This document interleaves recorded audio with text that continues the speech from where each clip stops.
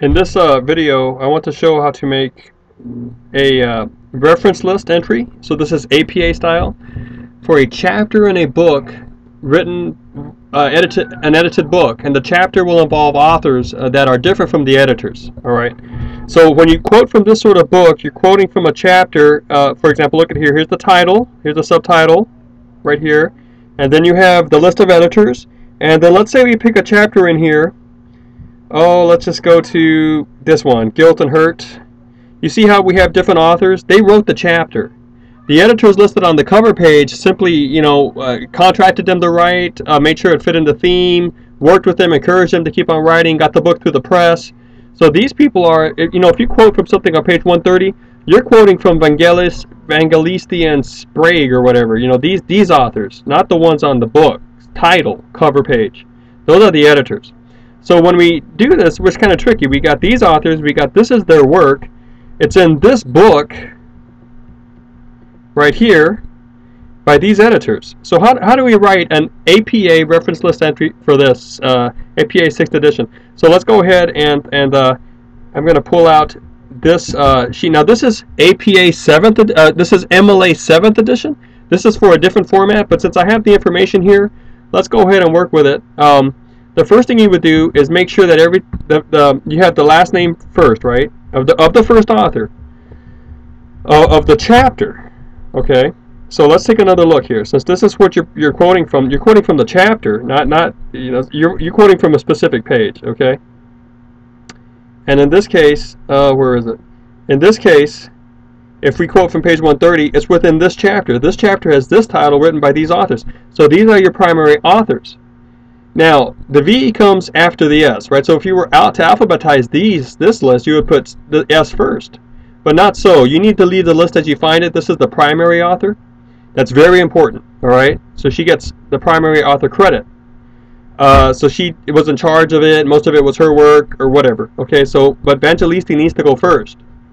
Now, over here, that means that we're going to do Vangelisti first, there it is, but APA really wants only initials for first and middle. If you get the middle name, initialize the first like this, and then they want the last name first. Since you only have two here, you always have to put "and" before the last author, right? So we're gonna have to put "and" somewhere in here. APA wants the ampersand symbol like that, and then it wants the last name first. Even if this is what's called an internal author, it's within the list. And then they want a comma here, and then R needs to be initialed. Now I have two periods here. I don't need that. One period serves as the period for the initial J, and then it also serves as the period for the author information. Now the next thing that you need is the date. In parentheses 1998. So I know this was the date that the book was published. Where do you find this? You find it up here on the cover page. So here's the title page, or the cover, and then you get this at the copyright page. All right, so find the copyright symbol C, look for the date next to it. That's the date it was published. That's important. And then you get the name of the press, and you get the place published. We'll go ahead and do San Diego, California for this one up here. So let's go back out to our entry. I know 1998 was by the copyright symbol, so that's the date. It goes there. Now I need the name of the chapter, because that's what these two wrote. So the chapter comes next. But APA does not want the chapter title in quotation marks, believe it or not. And so let's take away the quotation marks. And they don't want it italicized, so far so good. But they want you to capitalize it like you would a sentence. So now you should realize that this is what we call a title, right? The title of the chapter. But the title has two parts. The main title and the subtitle, which follows here. All right? Now, so you really have two titles here. For each title, you have to capitalize the first word just as you would in a sentence. How do you capitalize a sentence? Capitalize the first word. But then you don't capitalize any other words in there unless it's a proper noun, like a name. So similarities is going to get capitalized because it's the first word of the subtitle. But not distinctions, not conversational strategies. Okay. Now, if this had gone on to say similarities, distinctions, and conversational strategies in America, I would have had to capitalize America because America is a proper, it's a name, it's a proper noun. So the next thing you need to do is now you need to list the, excuse me, you need to list the editors, okay?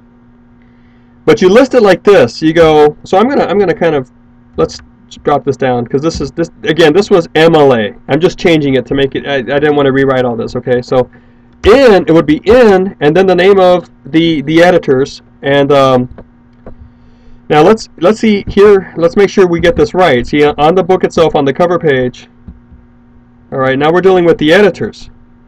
See, Anderson is listed first, and then Guerrero. So that's not because A comes before G, that's because he's the primary editor. He was the one in charge of this mostly. Now notice there's an E there instead of an O. So let's go back out and let's get this done. We're going to go in. I have the information on here in an MLA entry. We got to fix that because this is APA we're trying now. So it's going to P A Anderson, all right, ampersand, and L K Guerrero. Now APA wants you to do this. They want you to put the fact that these are editors in parentheses like this, EDS, all right, period, and then a comma. And then the name of the book. Now what we do is we italicize the name of the book, and then we treat it like sentences. Okay, so we have to capitalize them like sentences. Now here's the title down here, but this was MLA. Let's fix it. It's going to be Handbook of Communication and Demotion, colon. Now since I'm starting a new title, the subtitle, I've got to capitalize it. Research, Theories, Applications, and Concepts. Okay, so that's the name of the book. Now the trouble is we need to be specific about the page numbers here. So I'm gonna get rid of the italics here.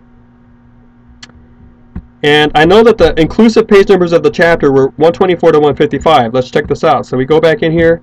Now you got to list what's called the inclusive page numbers of the chapter from the first page to the last. So I know it's going to start at page 124. All right, and then it's going to end not on page 149. That's when the references start. It's actually going to end on page 155. So it's 124 to 155. And as you see out here, I've got that information based on what I did previously with the video on MLA citation down here. See that? But up here, the way APA wants it is open parentheses, and then PP period 124 to 155 closing parentheses. Notice they don't want you to drop out the 1 right here. They want 124 to 125 hyphen 125. Okay, then you put a period, then you put place published, which is San Diego. Now since this is a fairly large city, we don't have to put CA for California. They need a colon and the publisher, which is Academic Press. Then you need a comma. Actually, right here, you're done. For APA, you're done. You end with the publisher. So that's how you would do a reference list entry, or also I call this a full source entry because you got information for the full source, for the whole thing. Here, you got all the information. Now this is a chapter, okay, in an edited book. It looks like a book source, but you really are quoting from the authors of the chapter, so they have to go up as the authors here, then the name of the chapter, then the editors of the book, then the name of the book, the page numbers of the chapter in the book, place published, and publisher.